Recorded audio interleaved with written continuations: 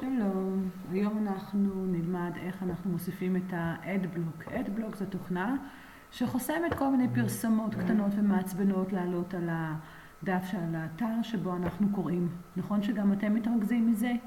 אז זה הולך ככה. אנחנו פותחים את הכרום והולכים פה לחנות של הכרום, אוקיי?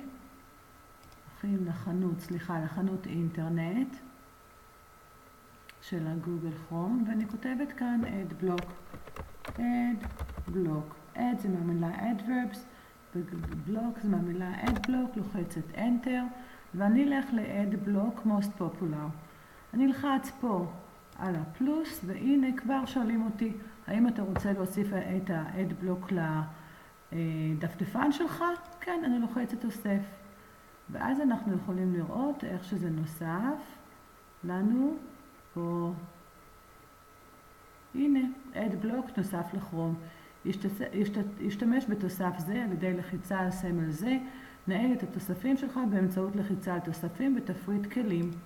כאן יש לנו בקשה מאוד נחמדה של יוצר האתר, לתרום לו תרומה, זאת אומרת אם אנחנו משתמשים בתוכנה שהוא יצר, הרי שמן הראוי שנתרום, נשלם סכום מסוים, אפשר לשלם את זה באמצעות PayPal למי שיש חשבון, או באמצעות קרדיט קארד באתר ביטחוני.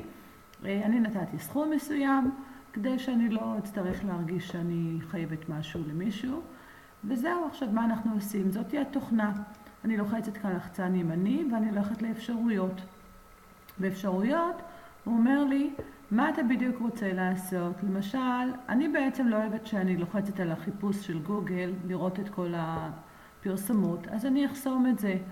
אוקיי, כאן יש לי כאן את כל האפשרויות, לראות את המספרים של ההודעות, לעשות מה שאנחנו רוצים, וגמרנו. ברגע זה יש לי את ה-Adblock, וכל פעם שאני ארצה, כל פעם שאני אגלוש ברשת, אני אוכל לראות בעצם, יופיע לי כאן כמה פעמים, כמה פרסומות זה חסם לי. זהו, מקווה שנהנתם. תודה רבה.